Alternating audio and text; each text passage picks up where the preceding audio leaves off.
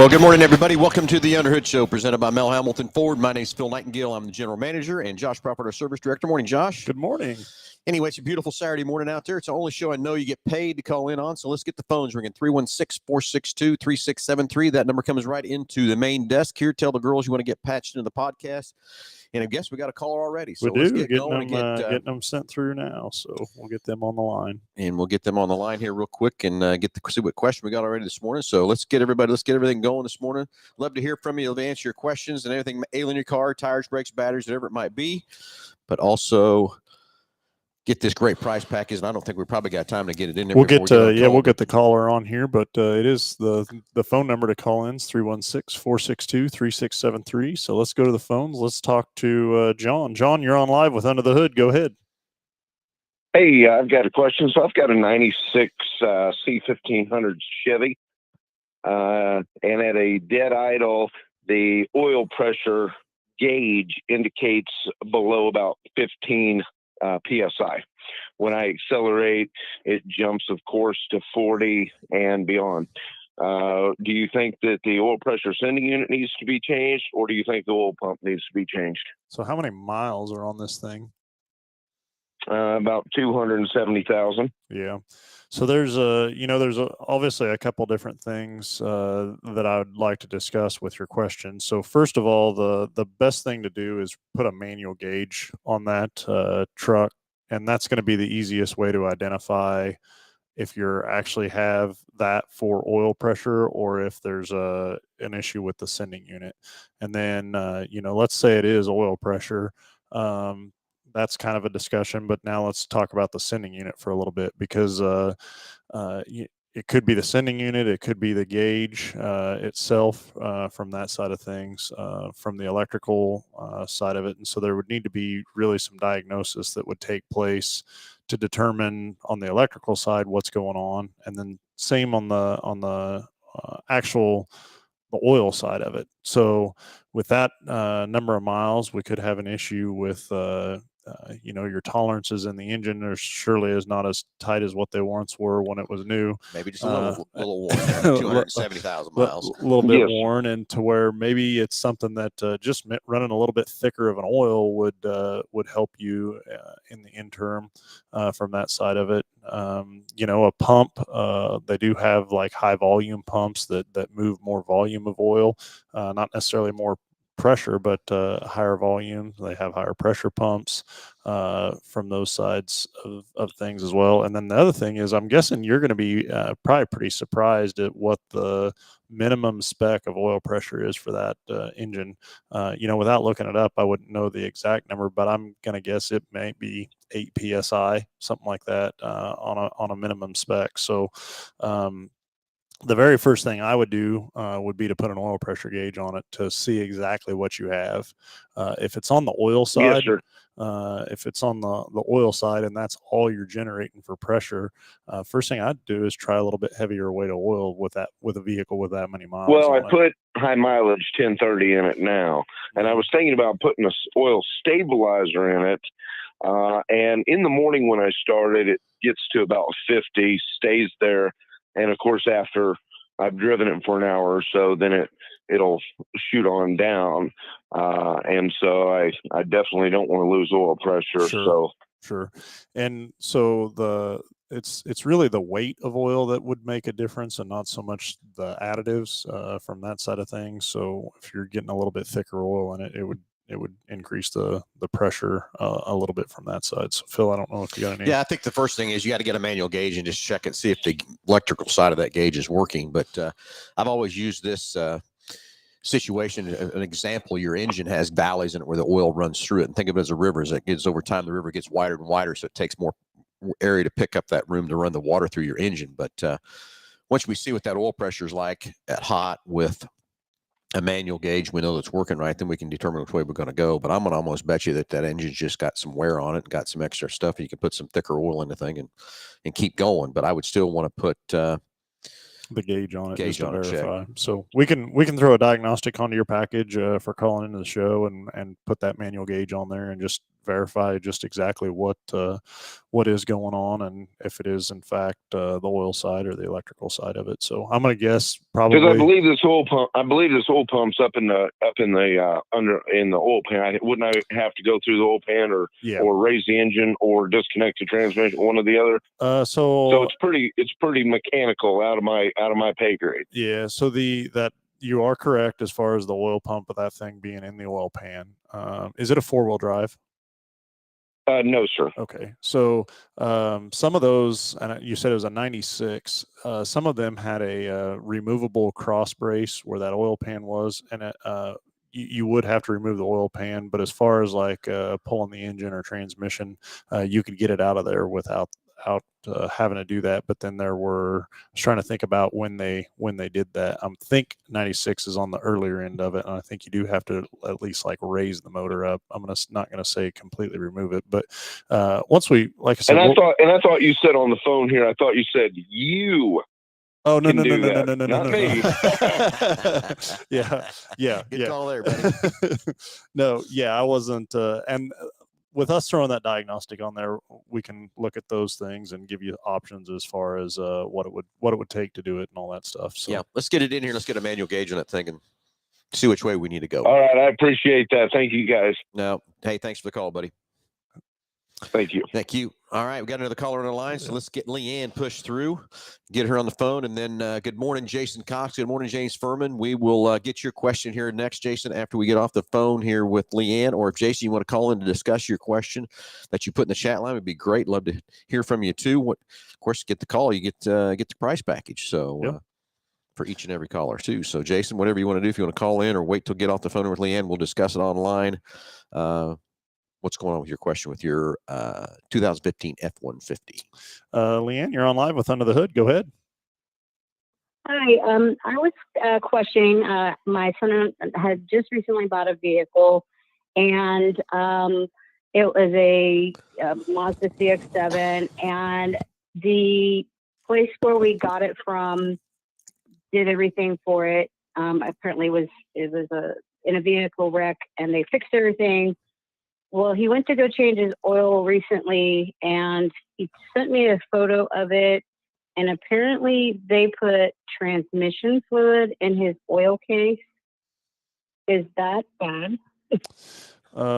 So there are a couple of vehicles out there. You said it's a Mazda MPV? No, it's a Mazda CX-7 I-Sport. Yeah, CX-7. And I have heard of some cases where they look very similar as far as the drain pans and plugs. So there's a lot of variables that are going to go into that. If it was just in there for a very short amount of time and ran, did it do any damage? I would say, probably not. If it was something that was left in and run over many miles, then yeah, there is definitely a potential for damage. There are a lot of similarities in the lubrication properties between the two fluids, but also they're designed to do different things. And so for me, the answer would be the how long the fluid was in there. Yeah, we guess have we changed it back out? We just got it changed a few weeks back here, and because like I said, it came out bright red, and then there was a small stream down below that was a golden yellow, so we knew there was a little bit of oil left in it. Right. And then the stream was just a complete bright red. Do you know roughly about how long it was in the vehicle for? We ended up getting the car at the end of April or beginning of May, and we've been running on it since. Yeah, that would concern me from that side of things. And so for sure. What do I have told them about it. They want us to bring it back in. They wanted us to run it after the oil change 300 to 400 miles just to see if that would clear it out. And then they wanted us to bring it back in. And what do I need to have them do to it? Do I need to do an engine flush, or is this just something I need to have them check the transmission fluid? Because when I pulled the dipstick on it, it was black. And so I think they may have swapped the two. They put tranny fluid in the oil and oil in the tranny. So there's a couple And- things that you had mentioned. One would be an engine flush. BG makes a compression restoration chemical, and I would highly recommend doing that. Definitely changing the oil at much sooner intervals, maybe 3-4 times. You know, at a couple 200-300 miles, 500 miles a shot to begin with. But then the other thing I would do is take an oil sample and basically look for any type of bearing material or metal particles in the fluid as you're doing it. The other thing would be cutting the oil filter apart in between those oil changes, and again looking for that same bearing material or any type of engine metal in those components in between the oil changes. So That's one thing I do. The next thing I would do, I would run an oil pressure test and see if see what the oil pressure is doing. I don't know if you've got a light or a gauge on your car, but I would kind of like the same previous caller with John is get a manual gauge in there and let's check that oil pressure when it's hot and make sure that thing's holding good oil pressure and stuff too. But like Josh said, taking some samples of oil and send them in for analysis is a good idea too. Do I think there's some damage done? Yeah, I do. I think that running it that long from May till now, how many miles though was that? Do you have any idea? Originally it had 136 when we got it. And so, I'm not for sure. It's like at 180 right now. So yeah. Well, but I mean, how long since May not till 130? now? It's 138. So I'm sorry. So yeah, so from So May till now, 2,000 about 2,000 miles, miles. Yeah, approximately. Yeah, it's I don't know. Hopefully there's no damage there. I'm hoping in your side that there's not, but boy, running it that long on that thin of oil and these kind of heats and everything else that we've got. But I would take and get an oil sample. And if you want us to help you with all this, we can do it for you too. We can send it. BG has a great lab that can do that oil sample test for you. We can run the manual gauge for you and let you know. And I guess that's the other thing is just for calling the show. I do have the original filter, so I did keep that. So Yeah, so I do have that original filter. And I don't know if you have any of that original fluid that came out of there too, but that would be doing an analysis on that to figure out exactly what it is. It is in a pan, but he did try to empty out as much as he could of the previous oil that was in the pan. So there may still be previous oil plus whatever fluid came out of his car in there. So there still may be old oil in there previously from that. Yeah. So I don't know if it's mixed in with that, unfortunately. Yeah, I get it. We just have one pan that we do everything out of, and he dumped out as much as he could into a 1-gallon jug and yeah. Well, let's do this. Tried to empty it as much as possible. So what made you guys change the fluid? Was it just He just thought it was getting close, 3,000 mile, and he just wanted to do it on his own. He's 21 years old and trying to do everything on his own now. And he just thought he'd do it. Well, the first problem is they torque wrenched the plug on. And so he was having trouble getting that off. And so he had to hammer that off. When he got the plug off, then he took a picture of it and he goes, "What's this red fluid, Mom?" And I'm like, well, what the heck? Why would they put transmission fluid in? And at first I kept researching, knowing that car does take 0W20. So I know it is a thinner oil. So I know that's, and you can kind of clean your engine with that. But I'm like, well, we've been running on that for quite a while. I don't think that's good. And so then he tried to get the filter off. And I don't know if it had to do with the transmission fluid being in there. He basically squeezed the heck out of that, trying to get that off. And it's completely crushed just trying to get the filter off. So I don't know if that had anything to do with the suction on it.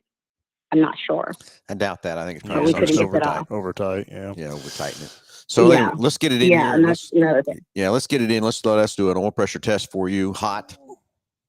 And then let's take an oil sample in and send it into BG and see what we got. Make sure you're okay. I hope you're okay. Okay, I appreciate it.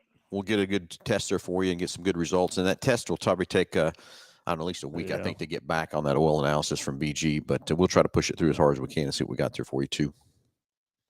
Okay. All right. I will see what he can get in. He's got to work tonight at 5. So we live in Hutch. So we got some stuff going on this afternoon. So we'll try and get that in there as soon as we can. Sounds good, Leanne. Thanks for the call. We'll get you, make right, sure you're thank okay. you.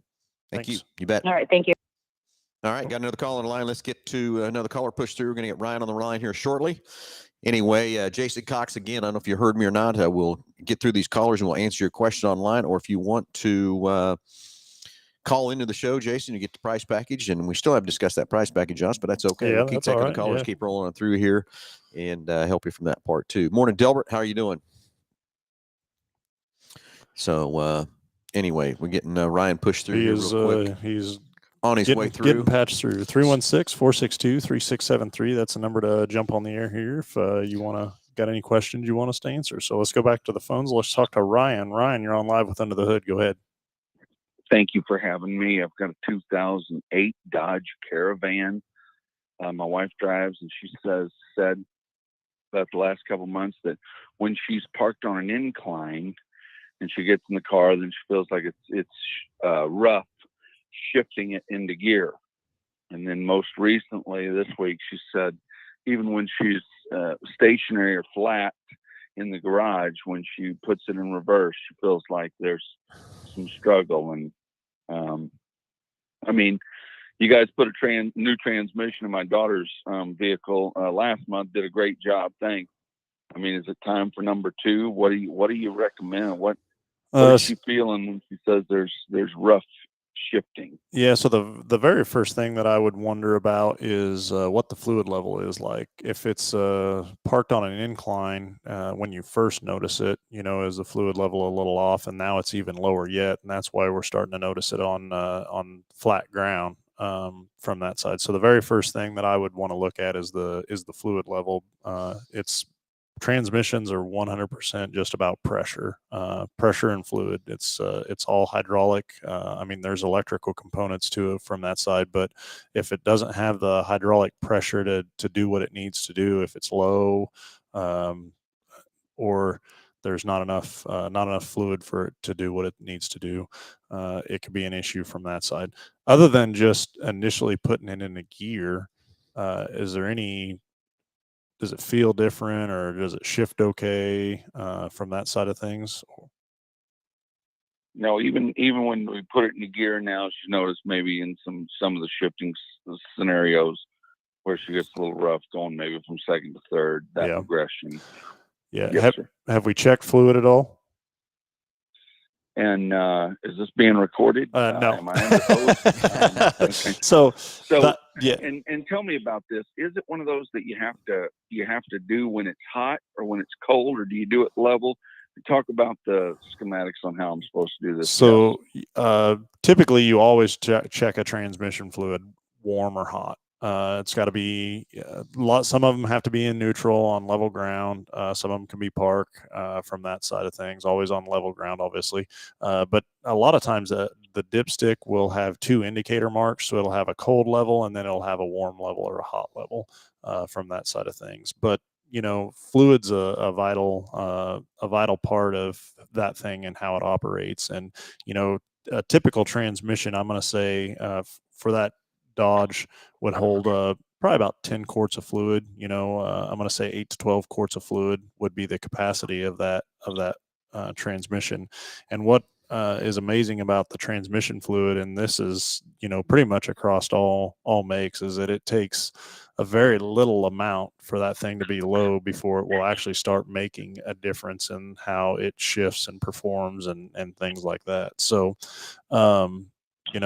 the other side of it could be something electrical. There could be a pressure control solenoid that's not doing its job, and it's not enabling the transmission to build the pressure that it needs to be able to give you the feel that everything's okay. Or any type of check engine light or anything along those lines? It's not on. No, sir. Okay. Yeah.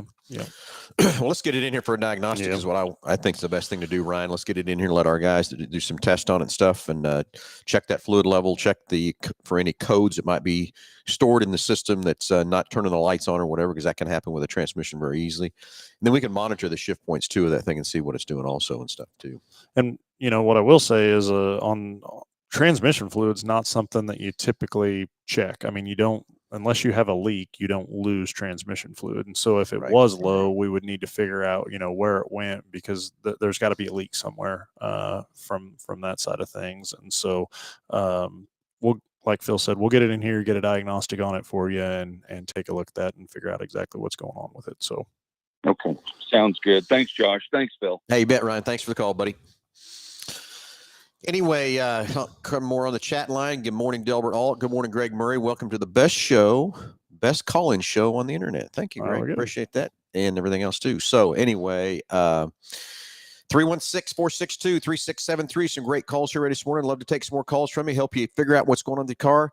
Tires, brakes, batteries, anything ailing it, whatever matter, we'd love to help you. Or if you want to talk about anything in the automobile world, you want to talk about anything in the racing world, doesn't matter.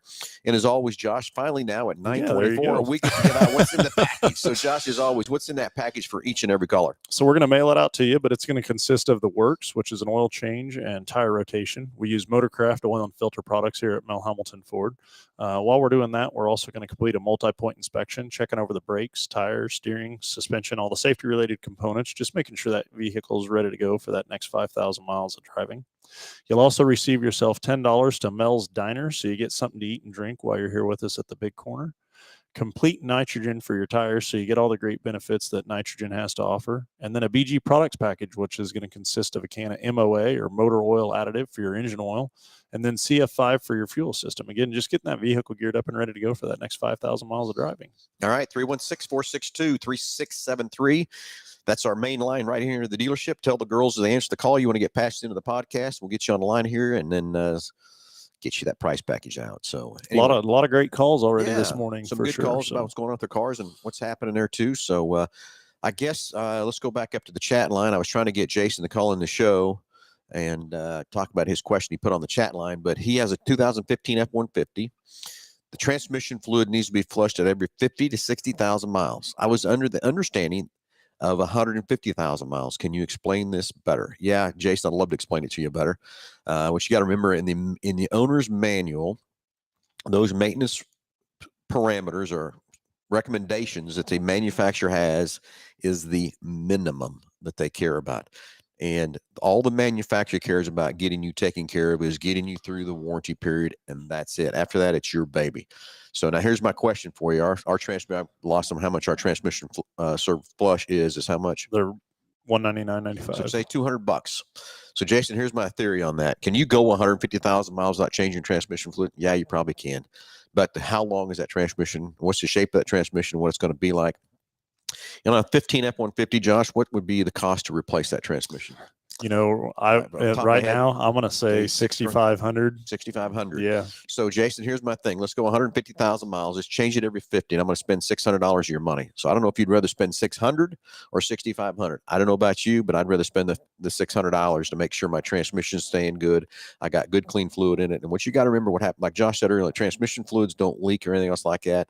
But what happens to that fluid over time, heat deteriorates that fluid, and then it can't lubricate. It can't do the things it needs to do. So keeping good, clean, fresh fluid in that transmission is going to guarantee, I promise you, it's going to live so much longer than it would have if you don't service that transmission.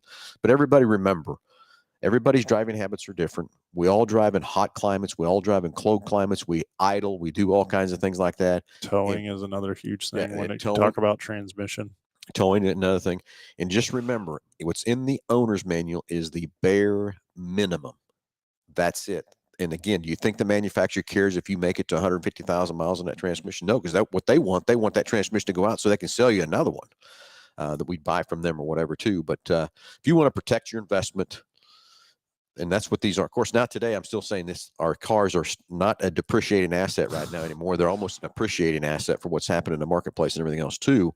But if you want to protect your investment, let us sit down with you and with our service advisors, and we can develop you a plan that will make your car run many, many miles more than not servicing it. Yeah. And I still go back to the many, many years ago when I was a little guy working with my dad, and I still remember the Fram commercial, pay me now or pay me later. It was back then.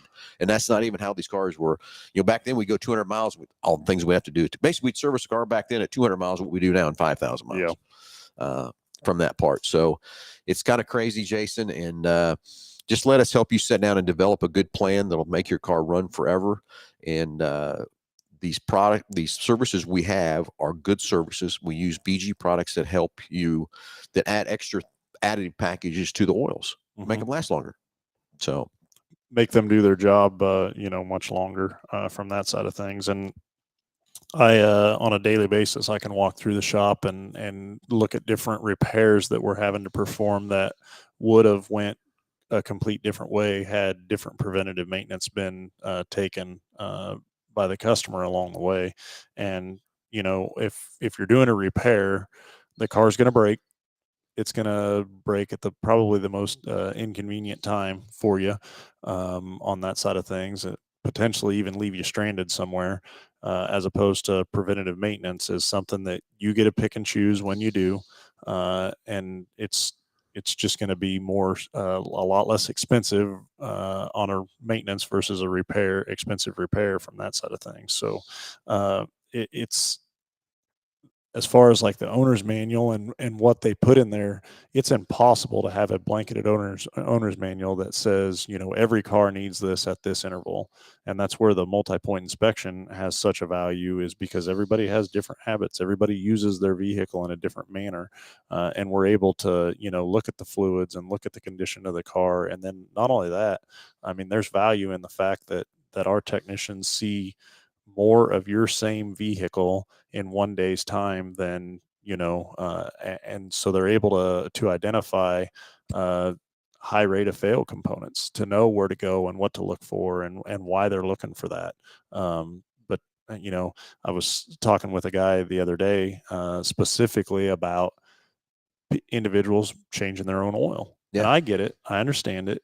People want to do that, and why they would want to do that. But also, going through the value, you can barely go down and buy 5 or 6 quarts of Motorcraft oil and an oil filter for the $59.95 that we charge for the works, which is an oil change, a tire rotation, top off all the fluids, rotate the tires, and go through and have a certified technician look over your vehicle. And to me, that makes no sense to have somebody do that in their drive. I'm kind of with you, Josh. And then you've got to get rid of your oil. Got to dispose of the oil correctly. Then you've got to make sure that you've got your mess cleaned up and underneath there and everything else. I know you're going to spill a little oil every now and then and stuff too. But the other thing is, really most importantly to me, Josh, is getting someone that's used to looking at these cars every day to look it over. Because if you're a guy that gets under your car once every 3 to 4 or 5, 6 months, do you know what to look for? Do you know what to see? Some of this preventative maintenance and stuff like that that's going on? I don't think so. From that part. And like I said, years ago, we'd go 200 miles and we'd fill the tank, we'd put a quart of oil in, we'd put air up the tires, check tire pressures. I can. And the other thing is, we were talking about this too. I think you showed me that inflation tool or whatever, that ring on there. Years ago, the sidewall of these tires was a foot itself. And that's not the case at this day and age. We're doing 17, 18, 19, 20s, 22s, from that side. And it's just the sidewalls are so thin, you can't look at a tire until it's low. Really. No. So anyways, let's go back to the phones. Let's talk to Delbert. Delbert, you're on live with Under the Hood. Go ahead. Good morning, gentlemen. How are we doing this morning? Perfect. Doing great. How are you, Delbert? Well, I'm calling for 2 reasons. One is to ask you about the recalls that have gone out for most of Fords with the transmission part, whatchamacallit. I don't even remember what it was called, but it's on my app saying I got a recall. Yep. So for my 18th Escape. Yep. I haven't had any issues with it. However, we park in the garage and we don't park up hills or anything. So that's probably not going to be too big of an issue for us. So can you talk a little bit about that? What the likelihood of it getting fixed at this particular time for those that are interested? And Jason Cox, give him a call, please. I know Jason. So there isn't a so he needs to just call you and get on the phone and talk to you.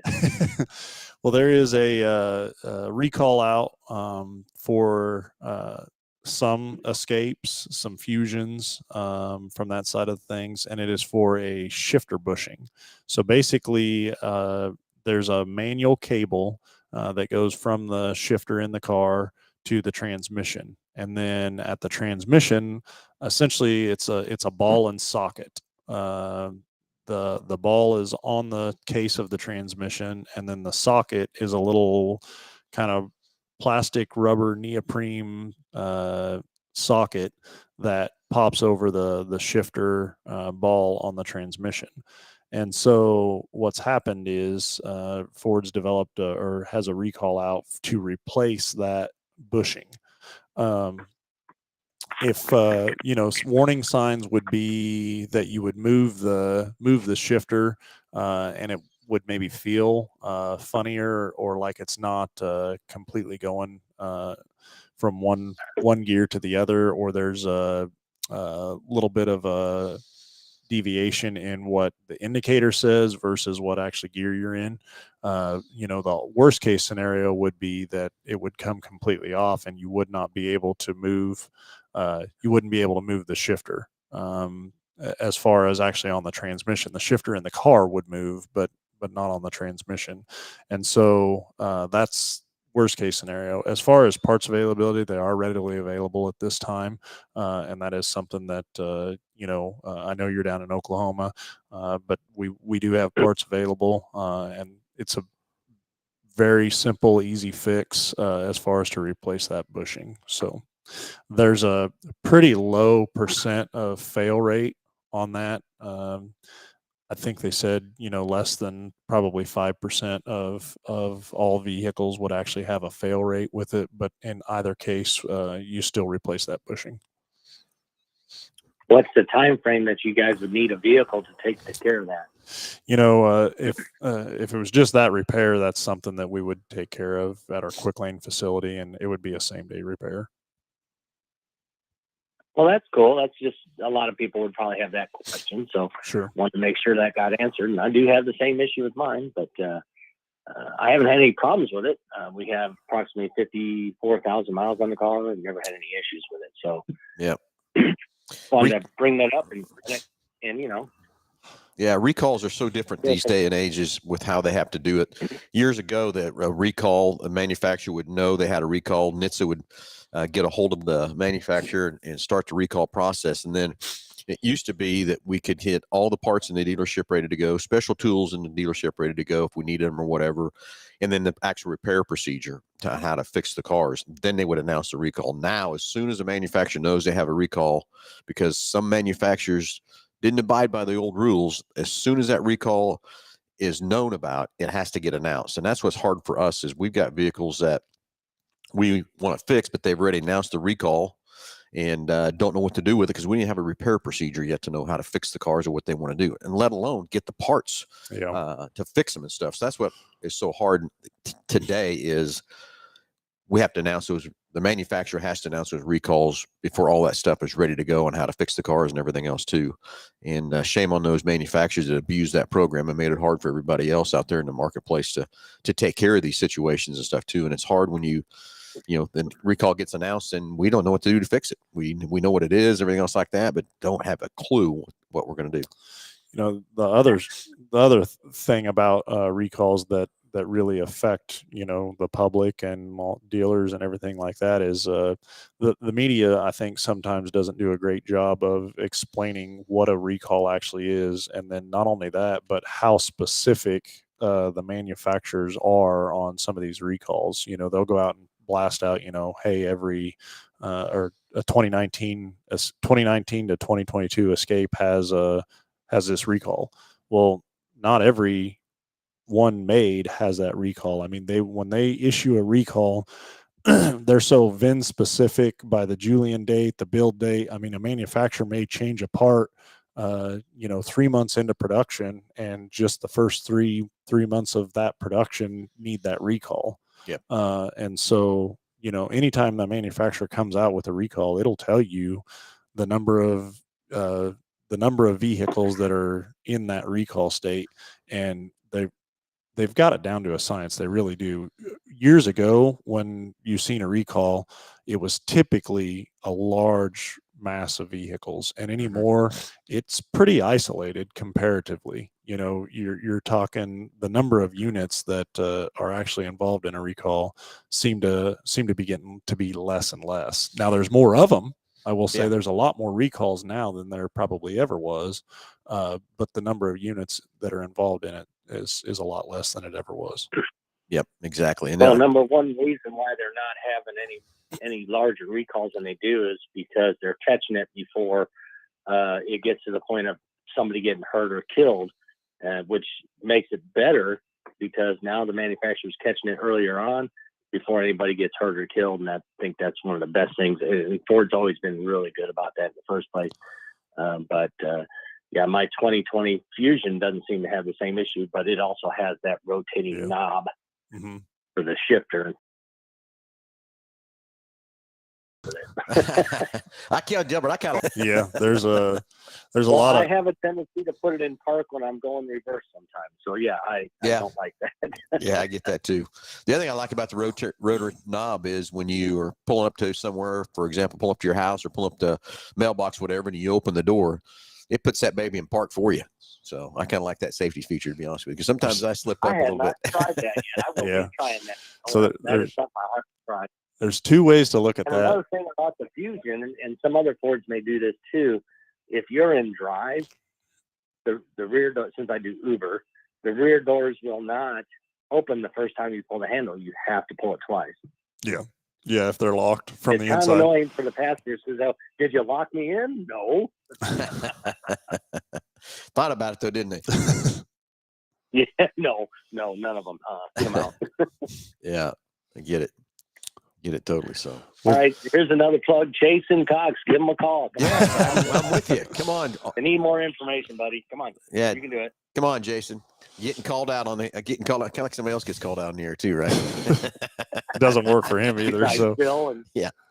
Hey, Delbert, thanks for the call, buddy. Really appreciate it, and let us know when you're coming back to the big city, Wichita, will you? We will definitely do that. Of course, you'll probably be racing, but that's okay. Probably so. Well, have a good day, Delbert. All right, you too, buddy. All right, 316-462-3673. Hey, let's get the phones ringing. Got some great calls already today. Love to give away some more prize packages, about over $130 for each and every caller.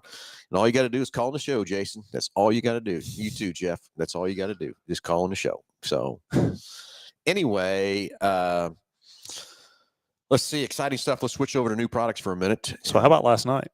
Oh, golly, what are we doing? Last night we were at the hospice event for Reno County, and we were over at Prairie Dunes, and it was our 11th year to give away a car. I can't believe it's been 11 years. Me either. Giving away 11 cars. Yeah.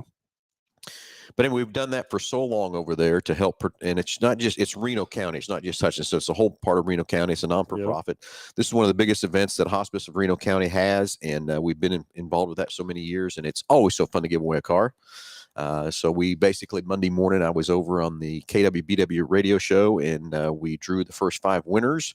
And then last night they sold the tickets, and we drew 5 more, and we had 10, and it was the first key that started it. Isn't that crazy? I cannot believe it. So the other thing was, it was the last key out of the bucket. So had all your 10, the 10 people up there, and I had the bucket of keys, went through and, let them choose whatever key. The last guy, he had one option. Yeah, that was it. Option. It was the winning option. But and he sat in the car first and fired it up. And here's the funny thing about that is I was so excited because it seems like we always have kind of a few always in the same people. Yeah. The first 5 had never gotten a key before. Yeah. So I was excited about that. But this was, and I hate to say it, this is the 3rd time that Mr. Tim Ritter has won a car. That is crazy. 3rd time. That is absolutely crazy. So I think maybe we have to kick him out next time. I'm sure he bought a lot of tickets and everything else like that to help with that. And it was a great event over at Hutchinson and Reno County at Prairie Dunes last night, giving away that car. They had all kinds of great live auctions and silent auction stuff. And of course, the food and drink was really good and stuff too. Got to catch up with some old friends over there since I've moved here back to Wichita and stuff too. So that was cool and stuff from that part. But anyway, congratulations, Tim Ritter, on another win of the car at Reno County Hospice. Kind of crazy. It is. It is very crazy. Good time. So be interesting to see how they did on the dollars raised and everything else too. So it'll be interesting. I'll get those numbers next week and stuff from them and see how they did and stuff too. So very cool on that part. So very fun. Can't wait for next year. See how it's going to go next year too. So Anyway, so now let's switch to new products. How about that? Yep. Order banks are opening up on cars. So, yeah, it is. It's a tough deal. I talked to a guy last night, Josh, who was headed over to Hutch, and he called me and said, hey, I need to order some trucks. I need some Super Duties. And I said, I'd love to help you. I can't. Everything I got coming is sold. I have no stock units whatsoever. And all we can do is order. And that's kind of where we're at right now. So many things. Our lot is still bare. Everything that's coming in has been pre-sold or ordered. From that part, but the order banks are open up for 23 right now. The F-150 is open, Explorer is open, and Transit is open. And just here in a few weeks, we're going to have some more stuff happening, and the full-size Broncos should start opening up, but it's not really opening up for new orders. We've still got so many people that kind of held off. They put the reservation in for a 21. They pushed over for 22, and then they found out all these new things that are coming for 23, so they pushed off into 23. So those people there are going to get to go first and get rolled into the 23 order bank, and then we'll go in after the rest of those after that, and then we'll be able to start accepting new orders for the 23 model Bronco, full-size Bronco. They announced a new Heritage Edition. Yeah, I did. I've seen that. So it looks pretty cool, retro and back to the 70s of some of the paint schemes and stuff like that had. And guess how many of them we're going to get? Not very many. Yeah. There's going to be very few of those coming through for that side on the Bronco. So anyway, so the other thing is going to be opening up. Expedition is going to be opening up. Bronco Sport's going to be opening up. So, and Ranger's going to be opening up. So we're gaining here pretty good. Mach-E will open up on the 25th. I do know that for sure. They've locked us in on that. So if you're looking to do something on a Mach-E, 100% electric car, that order bank on the 25th will open up. And then let's go to Lightning. We still got over 50-some customers that put reservations in. And so far, I've talked to every one of them. They are still all interested in the Lightning. And I wished I knew how many we were going to get for 23. They have not told me that or won't tell me that. I don't know if they know yet how many they think they can produce in the 23 model year. I hope. We ended up getting 5 total, which includes 1, which is our demo unit we have here. And again, if you haven't drove the Lightning, want to take a test drive, come out and take a test drive. We have the Maverick sitting here, and we have a full-size Bronco sitting here. So come out and drive all 3 of them. Just come out and have some fun with them. But anyway, the Lightning, so we got 5 total, but again, 4. We delivered 2.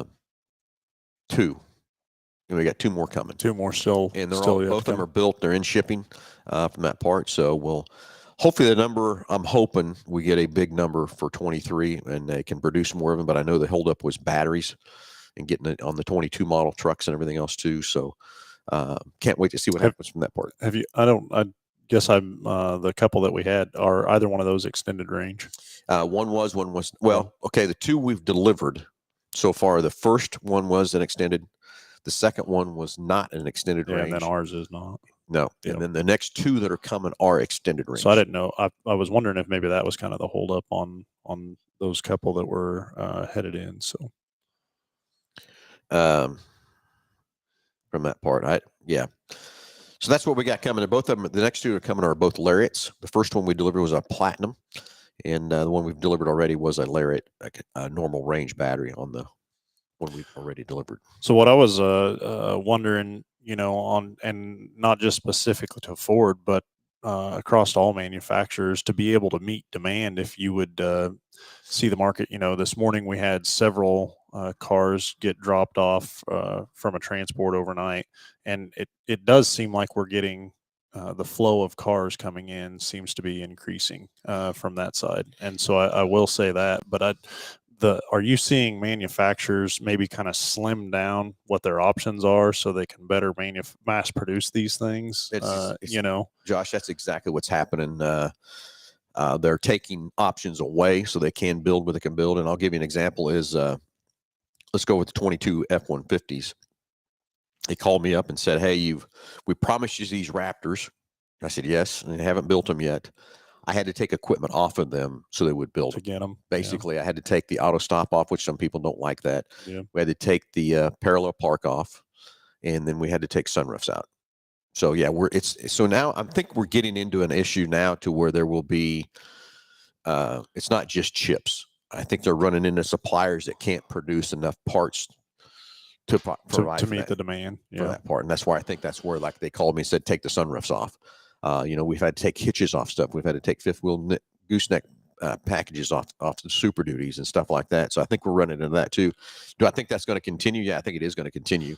I mean, I think, from the Model A or the statement of you can have any color you want as long as it's black Yeah. type thing. But, at some point, the demand for the product is so high, especially when I think of like these Super Duties and all the businesses and corporations that are they got to have these for their tools. Yeah. They got to go to work with them, and Yeah. if probably don't care about an option one way or the other. It's just more getting the Need a truck. vehicle.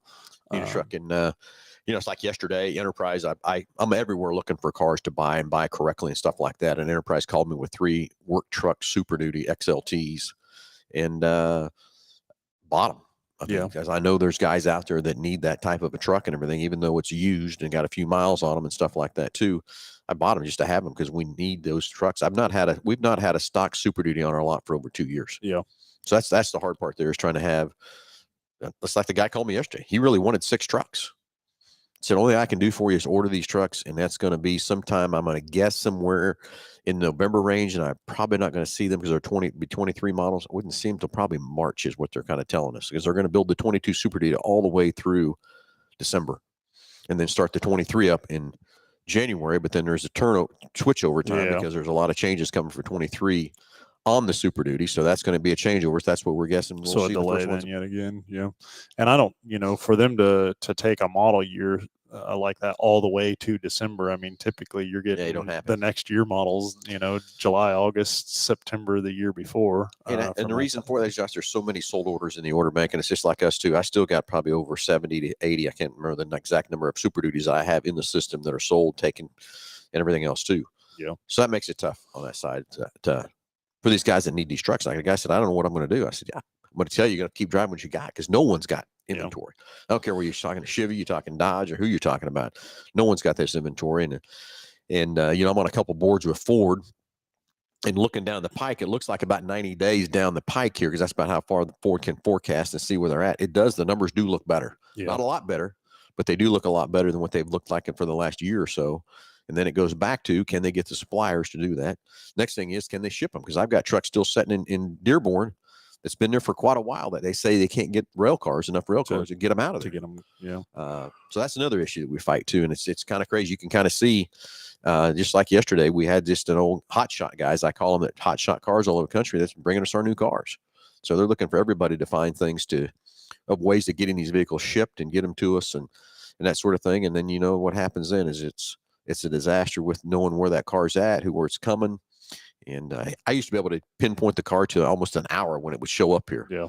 Boy, I can't anymore. It's a good guess when they're going to show up and not show up and everything else too from that part. So now you can when you see them around the corner over here off of Let me tell you, we all 119th jump up and down and Street. get excited when a transport shows up. We're all rolling to see what's on it, where we're at.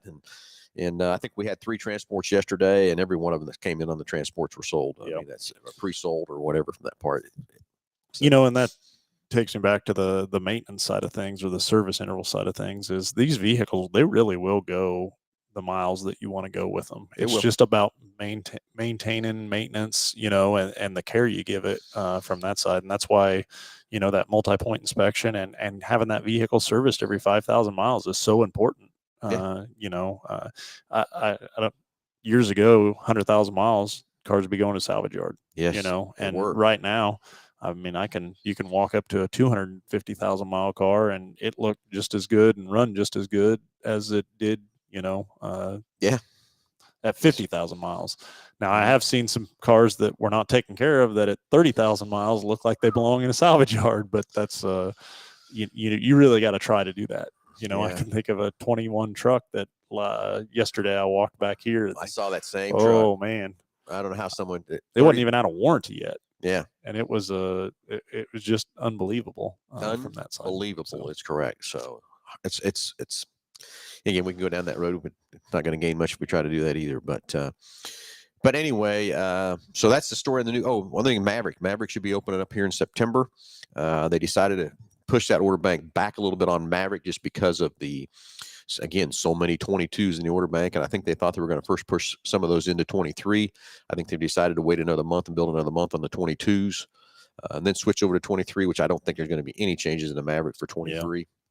I've been really impressed with that truck. And, looking or being on the service side of things, we haven't really had many come in for Any kind of situation. any kind of issues or situations. And on a new product launch like that, typically you'll run into a couple things here or there, but it's a very economical truck. It does wonderful for fuel economy and stuff like that. They're pretty comfortable for, I'm not a short guy by any means, and plenty of leg room and stuff like that. So I really do think Ford did a home run with that thing for sure. Yep, it is. It's a cool, like we said, when we first announced the truck, I was so excited about it. But then after you and I and Shannon and Lisa went down to Dallas and drove them, I was pumped about them. And just like yesterday, I jumped in our demo Maverick because I needed somewhere to go real quick, and it was just sitting right there, and grabbed the keys, took off in it. And I mean, it's a fun truck to drive. And the room inside the cab is bigger than a Ranger. So there's plenty of room inside there and everything else too, but it's just a fun truck to drive. Yeah. So if you haven't drove the Maverick, just want to come check one out or whatever, we've got one here for you. Just take for a spin and go. Then if you want to take the Lightning for a spin, it's charged and ready to go. And then we've got the full size Bronco still sitting here. And of course, everybody's wanting to know when I'm going to sell that full size Bronco, but I think we're getting pretty close. We're about ready to sell it, I think. Yeah. What's coming on? I think we'll wait till the 23 order bank is open and stuff, because for that part to have that, and then go Get from another there. one here. Yep. Yeah. So anyway, Josh, about running out of time. Had some great callers on the phone, everything else too. Anything else you need to add? Anything happening at all there? On the service side, we've noticed a huge uptick in, people going back to school for sure. So if you got a kid headed off to college or whatever like that, definitely it's worth the weight in gold. Man, I think kids are gone. Yeah, it's the hard part. definitely worth the weight in gold to make that happen, or get that vehicle looked over, before they head out for sure. Yep. It's it's been definitely a hot summer. I cannot believe the number of 100-degree days we've had. But I'm sad to say, but I think we're kind of winding down on that side of things, getting the cooler weather in, and already starting to notice the day and days starting a little later as far as daylight, and ending a little sooner. I know. I hate to have that conversation, and we won't talk about it, but yeah. Hey, anyway, other thing we haven't talked about too, if you look over in our southwest corner of our Yep. lot, there's a lot of construction happening over there. We were building a state-of-the-art detail shop. It's kind of one of the areas we've been lacking in facilities and stuff. We're going to have it heated and air conditioned, all climate controlled, inside and out, and going to do a lot of stuff there with ceramic coatings and film and all kinds of stuff in that part. But we're going to build it's in process. Hopefully we'll be in there by the end of the year. So stay tuned for more updates on that, and how we progress with that detail shop, and how we're going to be able to do more cars, sell some more details that I know customers want and need. We just haven't been able to get them done and stuff too. So I guess the other thing I'm going to tell you, hey, if you are a professional detailer and you're looking for a job or whatever, we're getting ready to hire several people to go into that new detail shop. We'd love to take you now and get you ready to go from that part. Climate control ain't going to be near as bad because it's not so hot out or whatever. We won't get into the cold weather for quite a little bit, but hopefully by the end of the year, Evans Building will have that detail shop up and running for us, and they've had a lot of headway so far. Yeah, when I say they're not letting any grass grow under them, I mean it like they're plowing it up and not letting any grass grow under them for sure. So yeah, but this week we're going to have some concrete board and stuff too, and then the metal building setting out there and stuff. So it's going to get fun and exciting here shortly. So stay tuned on the updates as we go along with our state-of-the-art detail shop coming soon to Hambelton Ford. So anyway, hey, everybody, I think we're running out of time, Josh, and it's been a great show. Thanks, everybody that called in. Thanks for all the comments on the comment chat side. Appreciate that very much, too. And as always, everybody, have a great Saturday, and we'll talk to you next Saturday.